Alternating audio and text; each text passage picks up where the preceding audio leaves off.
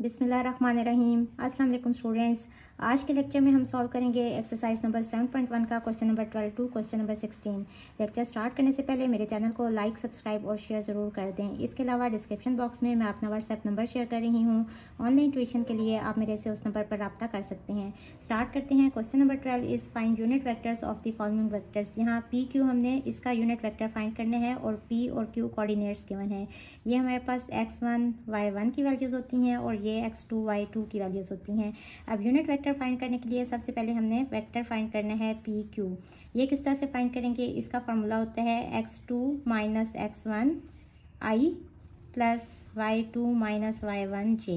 Values put कर दें। x2 है 4 माइनस x1 है 1, 4 माइनस 1 i प्लस y2 है 8 माइनस y1 है 4, साथ में आ जाएगा j 3i प्लस 4j। अब इसके बाद हमने इसका मैग्नीट्यूड फाइंड करना है। मैग्नीट्यूड फाइंड करने का क्या फार्मूला होता है कि हम x का स्क्वायर प्लस y का स्क्वायर अंडर रूट कर लेते हैं। तो फर्स्ट टर्म का स्क्वायर यानी कि 3 का स्क्वायर, j कंपोनेंट का भी स्क्वायर यानी कि 4 का स्क्वायर, ये हो जाएगा under root 9 plus 4 square is 16। This is equals to under root 25 which is equals to 5। So unit vector को हम डिनोट करते हैं u के ऊपर इस तरह से कैप डाल देते हैं equals to P Q vector divided by इसका मैग्नीट्यूड।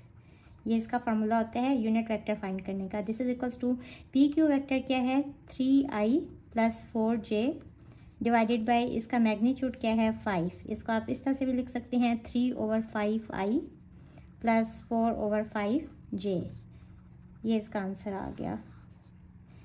इसी तरह यहाँ देखें पूरा वेक्टर गिवन है। यहाँ तो कंपोनेंट्स गिवन थे ना, यहाँ वेक्टर गिवन है तो सिंपल यहाँ इसका मैग्नीट्यूड फाइंड कर लेंगे। दिस इज इक्वल्स टू 5 का स्क्वायर, दरमियान में आता है पॉजिटिव साइन और माइनस 12 का square, 25 plus 144 equals to under root 169। This is equals to 13।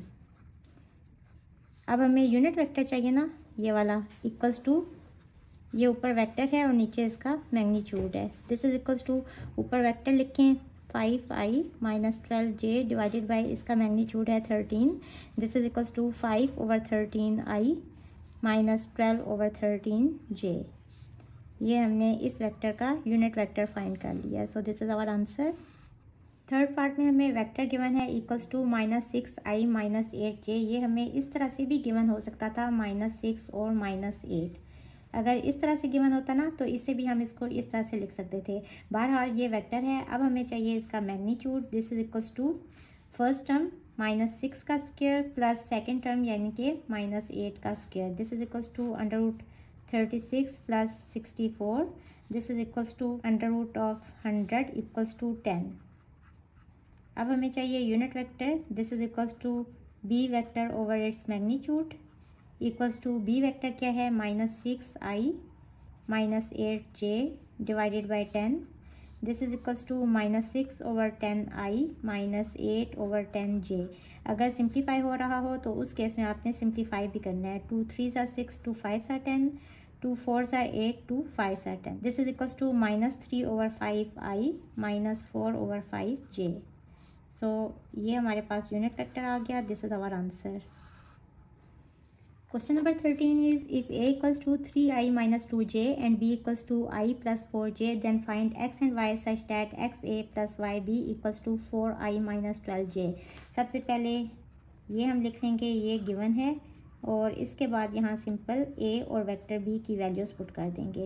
ये हो जाएगा x into a vector 3i minus 2j plus y into b vector i plus 4j। This is equals to 4i minus 12j। ये हो जाएगा 3xi minus 2xj plus yi plus 4yj equals to 4i minus 12j। अब यहाँ से i वाली values अलग कर लेंगे। 3x plus yi plus minus 2x plus 4yj। This is equals to 4i minus 12j। अब i कंपोनेंट्स इक्वल होते हैं। यहाँ से हमारे पास आ जाएगा 3x plus Y equals to 4। i के अलावा लिख लेंगे, इसको इक्वेशन नंबर 1 कह लें और j वाले कंपोनेंट्स को अलग कर लेंगे। ये हो जाएगा -2x plus 4y equals to -12। इसको इक्वेशन नंबर 2 कह लेंगे। अब सब्स्टिट्यूशन मेथड के ज़रिए हमने एक्स और वाई की वैल्यूज़ फाइंड कर लेनी है। Multiply equation 1 by 4 and subtract equation number 2 from 8।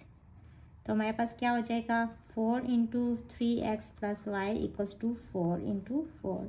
ये हो जाएगा 12x plus 4y equals to 4 4 ज़ा 16। इसके बाद हमने इसमें से इसको सब्ट्रैक्ट करने हैं और ये हम क्यों कर रहे हैं ताकि एक वेरिएबल एलिमिनेट हो जाए। ये हो जाएगा 12x plus 4y equals to 16 और इक्वेशन 2 लिखेंगे -2x plus 4y equals to -12। Sign change हो जाएंगे क्योंकि हमने इनको सब्ट्रैक्ट करने हैं। देखें ये same variables with different sign है, ये कट जाएंगे।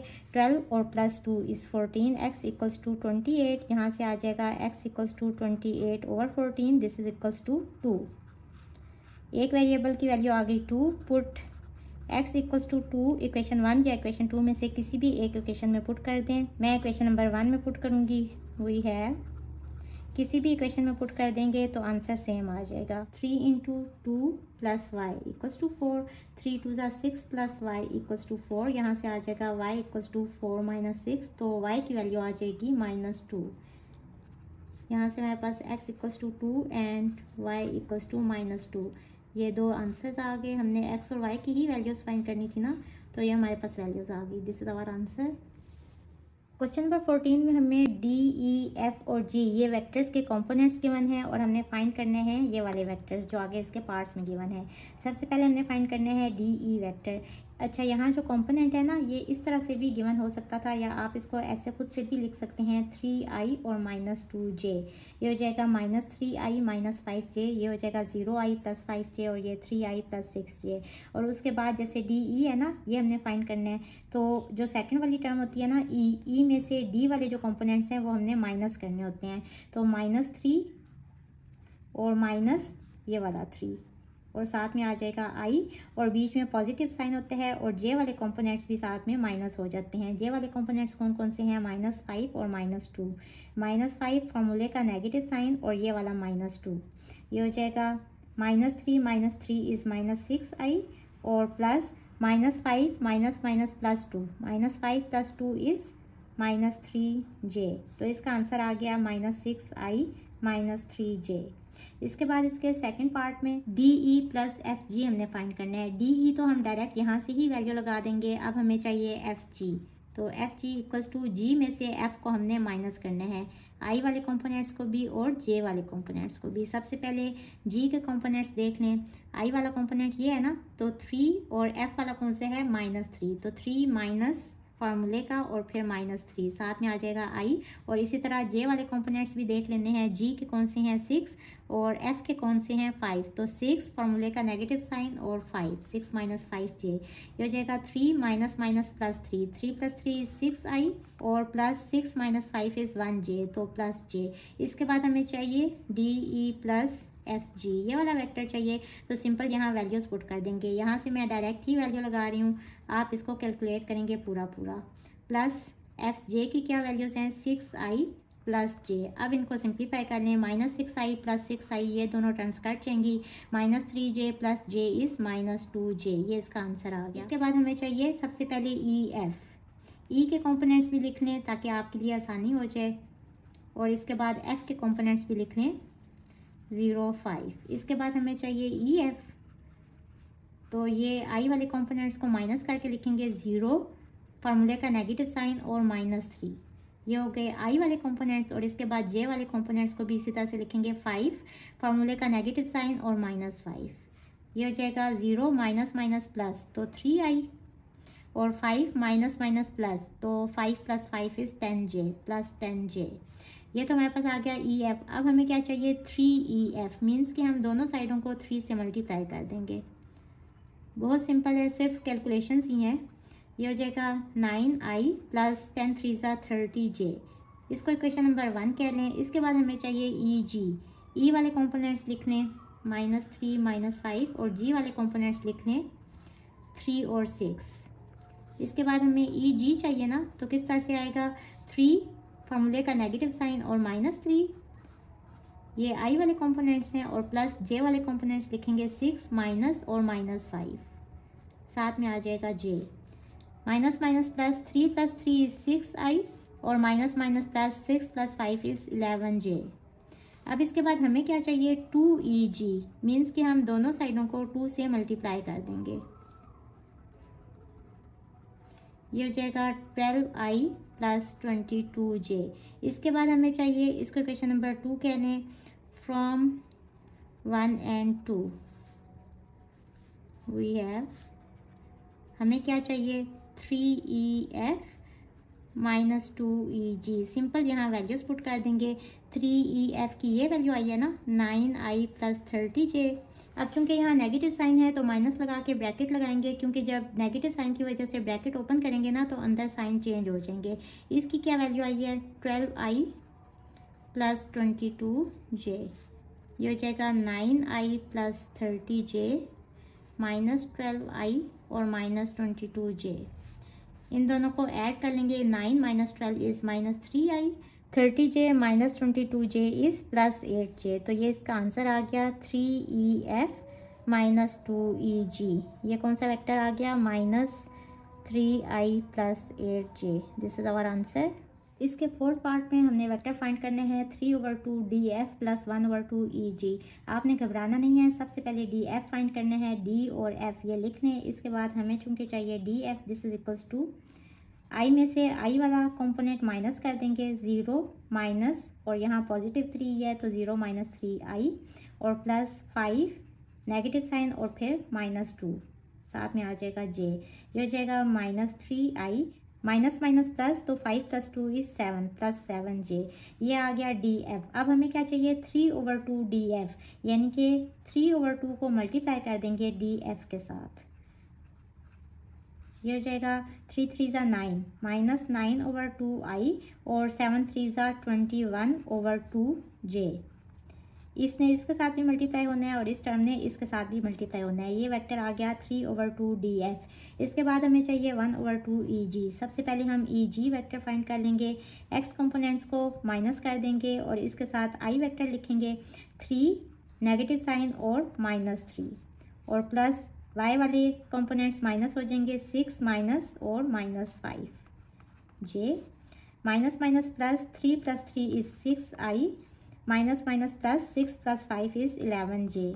ये तो हमारे पास वेक्टर आ गया eg। इसके बाद हमें चाहिए 1/2 eg, तो इसको हम 1/2 के साथ मल्टीप्लाई कर देंगे, तो ये हमारे पास आ जाएगा 2 × 3 = 6, तो 3i + 11/2j। इसके बाद हमें चूंकि इन दोनों को ऐड करके एक वेक्टर बनाने हैं, तो एक वैल्यू हमारे पास कौन सी आ गई है, 3/2 df वाली। ये वाली वैल्यू ये लिख लेंगे, -9/2i + 21/2j, और इसके बाद 1/2 eg वाली ये वैल्यू आई है, 3i + 11/2j। इसके बाद i वाले कंपोनेंट्स ऐड हो जाएंगे, ये हो जाएगा -9/2 और +3i, और इसी तरह j वाले कंपोनेंट्स भी ऐड हो जाएंगे, ये हो जाएगा 21/2 + 11/2j। अच्छा, आप बेशक इसको इस वाली फॉर्म में ही रहने दें, यहाँ मैंने इसको कट किया था ना, आप इसको सिंपल 6/2 ही लिख लें, यहाँ भी 6/2, ताकि यहाँ एलसीएम दोनों का सेम रहे। अब देखिए नीचे एलसीएम सेम है तो नीचे आ जाएगा 2 और ऊपर आ जाएगा +6 - 9 इज -3, और साथ में आ जाएगा i, और यहाँ देखें यहाँ भी एलसीएम सेम है तो ऊपर वाली टर्म्स ऐड हो जाएंगी, 21 + 11 इज 32j। इसके बाद देखें ये दोनों टर्म्स कट रही हैं, 2 × 1 = 2, 2 × 1 = 2, 2 × 6 = 12, तो आंसर आ जाएगा -3/2i + 16j। इसके बाद हमें ये वाला वेक्टर चाहिए। सबसे पहले तो df फाइंड कर लें, मैं यहाँ से देख के ही लिख रही हूँ, आप यहाँ अलग से इसकी वैल्यू फाइंड करेंगे इसी तरह से जैसे हमने यहाँ की है।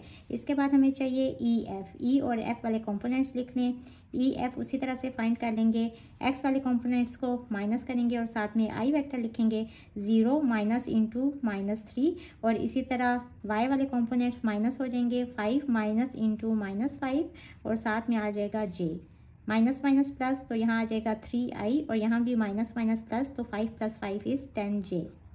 इसके बाद हमें चाहिए fg, तो f और g वाले कंपोनेंट्स लिख लें। उसी तरह से हमें चाहिए fg vector equals to X वाले कंपोनेंट्स माइनस कर देंगे, 3 माइनस 0 आई, और प्लस वाई वाली टर्म्स भी माइनस हो जाएंगी, 6 माइनस 5, साथ में आ जाएगा जे, ये हो जाएगा 3i और प्लस जे।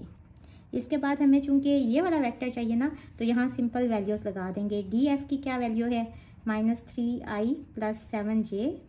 इसके बाद ई एफ वाली क्या वैल्यू है, नेगेटिव साइन के साथ माइनस, और ई एफ की जगह पे इसकी वैल्यू लगा देंगे 3i प्लस 10j, और प्लस 2g है ना, प्लस 2 इंटू एफ जी की जगह पे ये वाली वैल्यू लगा देंगे 3i प्लस j।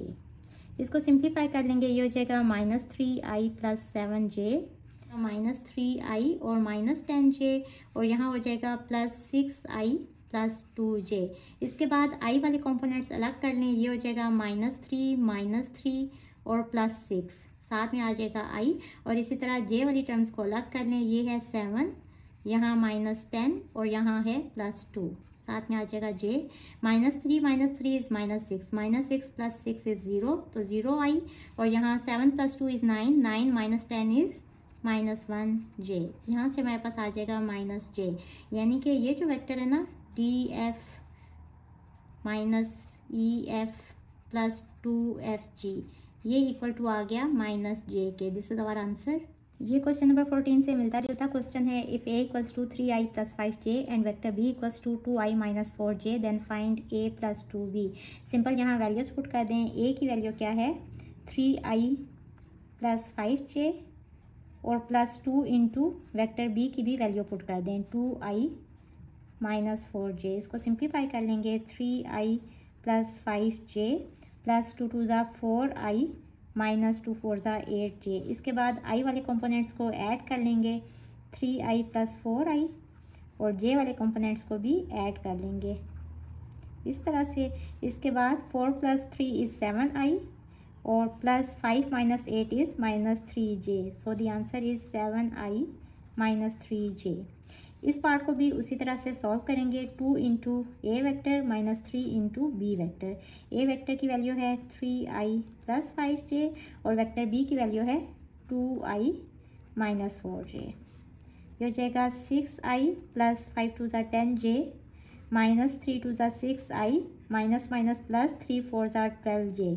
इसके बाद i वाले देखें, ये प्लस 6i और माइनस 6i ये दोनों टर्म्स कट रही हैं। Plus 10j plus 12j is plus 22j। सो ये इसका आंसर आ गया। और अगर आप इसको कॉम्पोनेंट वाली फॉर्म में लिखना चाहें ना, तो इसका आंसर क्या होगा, i वाला कॉम्पोनेंट 0 है और j वाला कॉम्पोनेंट है 22। सो ये इसका आंसर आ गया। इसके बाद थर्ड पार्ट में हमने उसी तरह से 5 इंटू 2a है ना, 2 इंटू a और प्लस वेक्टर b। ए वेक्टर की वैल्यू लगा दें 3i प्लस 5j, और बी वेक्टर की वैल्यू लगा दें 2i माइनस 4j। सबसे पहले हमने ब्रैकेट के अंदर वाले को सॉल्व करना होता है ना, तो उसी तरह से हम पहले इसको अंदर से सॉल्व कर लेंगे। ये हो जाएगा 6i प्लस 5 2 ज़ा 10j plus 2i minus 4j। 6i plus 2i is 8i, और 10j minus 4j is plus 6j। इसके बाद 5 के साथ मल्टीप्लाई कर देंगे, 8 5 सा 40i प्लस 6 5 सा 30j। ये इसका आंसर आ गया। इसके बाद इस पार्ट में हमने 0.5 इंटू अंदर वाली ब्रैकेट को पहले सॉल्व करना है। a की वैल्यू है 3i प्लस 5j, और वेक्टर b लिखेंगे 2i माइनस 4j। ये हो जाएगा 0.5, इसको 1/2 भी लिख सकते हैं, 3i plus 5j minus 2i minus minus plus 4j। इसके बाद ब्रैकेट के अंदर वाली टर्म्स को पहले सॉल्व कर लेंगे। i वाली टर्म्स को 3 - 2 इज़ 1i, यानी कि i, और plus 5 plus 4 is plus 9j। तो 1/2i प्लस 9/2j इसका आंसर आ गया। इसके फिफ्थ पार्ट में हमने फाइंड करना है a प्लस बी मैग्नीट्यूड। सबसे पहले a plus B vector find कर लेंगे। a की वैल्यू लगा देंगे और प्लस वेक्टर b की वैल्यू लगा देंगे। a की वैल्यू है 3i प्लस 5j, और वेक्टर b की वैल्यू है 2i माइनस 4j। इसके बाद i वाले कंपोनेंट्स को ऐड कर लेंगे। 3 + 2 इज़ 5i, और plus 5 minus 4 is plus 1j, यानी कि प्लस j। ये तो a प्लस बी वेक्टर आ गया ना। अब इसका मैग्नीट्यूड किस तरह से फाइंड करते हैं कि √x कंपोनेंट का भी स्क्वायर, यानी कि 5 का स्क्वायर, प्लस y कंपोनेंट का भी स्क्वायर, यहाँ j के साथ 1 है ना, तो 1 का स्क्वायर। ये हो जाएगा √25 + 1, दिस इज इक्वल्स टू √26। ये आंसर आ गया a प्लस बी मैग्नीट्यूड का। इसके बाद हमें चाहिए a माइनस बी मैग्नीट्यूड। तो सबसे पहले a माइनस बी फाइंड कर लेंगे। a लिखेंगे 3i प्लस 5j और नेगेटिव साइन के साथ b वेक्टर लिखेंगे 2i माइनस 4j। इसके बाद चूंकि बाहर नेगेटिव साइन है ना, तो ये हो जाएगा 3 माइनस 2 इज़ 1i, यानी कि इसको i लिखेंगे, और 5 माइनस माइनस प्लस, तो 5 प्लस 4 इज़ प्लस 9j। ये तो आ गया a minus B vector 1i plus 9j, या इसको इस तरह से लिखेंगे i प्लस 9j। इसके बाद जब इसका मैग्नीट्यूड लेना है ना, तो x कंपोनेंट यानी कि जो भी i के साथ होता है उसका स्क्वायर हो जाता है, और प्लस j कंपोनेंट यानी कि 9 का स्क्वायर। ये हो जाएगा √1 plus 81, this is equals to √82। ये आंसर आ गया a माइनस बी मैग्नीट्यूड का। इसके बाद हमें चाहिए a वेक्टर प्लस 2b। इसका भी मैग्नीट्यूड सबसे पहले वेक्टर a लिख लें 3i प्लस 5j, इसका मैग्नीट्यूड ले लेंगे। a वेक्टर का मैग्नीट्यूड इक्वल्स टू √3 का स्क्वायर प्लस 5 का स्क्वायर, ये इक्वल टू हो जाएगा 9 plus 25, this is equals to √34। इसके बाद हमें चाहिए b वेक्टर का मैग्नीट्यूड, यानी कि b वेक्टर क्या है उसका मैग्नीट्यूड ले लेंगे 2 का स्क्वायर और प्लस इंटू माइनस 4 का स्क्वायर। ये हो जाएगा 2 स्क्वायर 4 और प्लस माइनस 4 का स्क्वायर 16 होता है, दिस इज इक्वल्स टू √20। इसके बाद ये लिखेंगे a का magnitude plus 2 into B magnitude, ये इक्वल टू हो जाएगा √34 plus 2 into B magnitude is √20। Simplify कर लेंगे √34 प्लस 2 इंटू √20 का आंसर आ जाएगा 4.5। इसको 2 से मल्टीप्लाई कर लेंगे तो इसका आंसर आ जाएगा 8.9 और √34 इज़ 5.8। इनको ऐड करेंगे तो आंसर इज़ 14.8। ये आंसर आ गया a magnitude plus 2 into B magnitude का। इसके बाद लास्ट पार्ट में हमें a मैग्नीट्यूड चाहिए। दोनों हम फाइंड कर चुके हैं, मैं यहाँ डायरेक्ट वैल्यूज पुट कर दूँगी। a मैग्नीट्यूड इसका आंसर है √34, नेगेटिव साइन, और b मैग्नीट्यूड इसका आंसर है √20। इन दोनों को सिंप्लीफाई करें, this is equals to 5.8 minus 4.5 equals to 1.36, this is approximately equals to 1.4। So a magnitude minus b magnitude इसका आंसर है 1.4।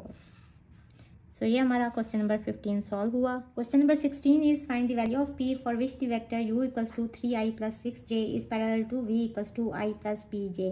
सबसे पहले तो आपको ये पता होना चाहिए कि पैरेलल वेक्टर्स कौन से वेक्टर्स होते हैं। सपोज p कोई वेक्टर है 2i प्लस 3j, और सपोज q कोई और वेक्टर है 4i प्लस 6j।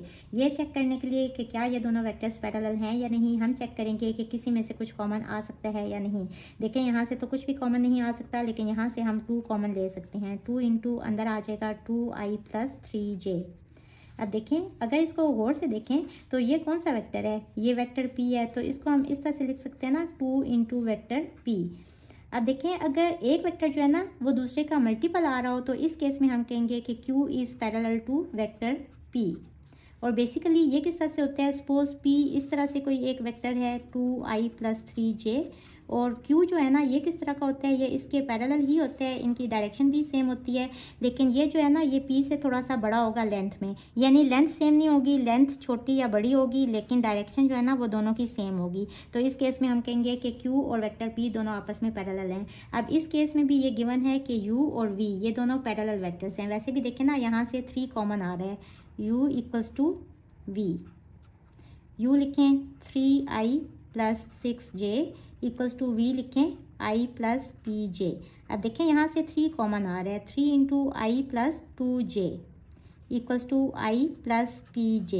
अब इन दोनों को कंपेयर करें तो जो रिलेशन होता है ना दो पैरेलल वेक्टर्स का, उसको हम अगर इन जनरल लिखें तो वो इस तरह से लिखते हैं q equals to k into p, यानी कि कोई भी एक अमाउंट है, कोई स्केलर क्वांटिटी है जो कि दूसरे वेक्टर के साथ मल्टीप्लाई हो रही है। तो यहाँ से मेरे पास आ जाएगा कि k की वैल्यू क्या है 3, और देखें i कंपोनेंट के इक्वल है और j कंपोनेंट के इक्वल है, यानी कि 2 जो है वो p के इक्वल है। यहाँ से हमारे पास डायरेक्ट p की वैल्यू आ जाएगी 2। लेकिन हम इसको सॉल्व किस तरह से करेंगे, हम लिखेंगे कि since u and v are parallel vectors, so formula लिखेंगे u equals to k into V. u की वैल्यू पुट कर देंगे 3i plus 6j equals to k into V की वैल्यू पुट कर देंगे आई प्लस पी जे। अब देखिए यहाँ के को अंदर मल्टीप्लाई कर देंगे और सिंपल इसके बाद दोनों साइड्स को कंपेयर कर लेंगे। 3i इक्वल्स टू के आई, यहाँ से मेरे पास आ जाएगा k इक्वल्स टू 3 और j कंपोनेंट्स को भी कंपेयर कर लेंगे। 6j इक्वल्स टू के पी जे, जे से कट जाएगा। 6 इक्वल्स टू के पी, इसको लेंगे और हमने किसकी वैल्यू फाइंड करनी है, p की। तो यहाँ से मेरे पास आ जाएगा p equals to 6 over k, since k equals to 3 so p equals to 6 over 3, this is equals to 2, so p equals to 2 is our answer. Hopefully students आपको आज के लेक्चर की समझ आ गई होगी। अगर आप मेरे चैनल पर नए हैं तो मेरी वीडियोस को लाइक, सब्सक्राइब और शेयर ज़रूर कर दें। इसके साथ ही मुझे दें इजाज़त। अल्लाह हाफिज़।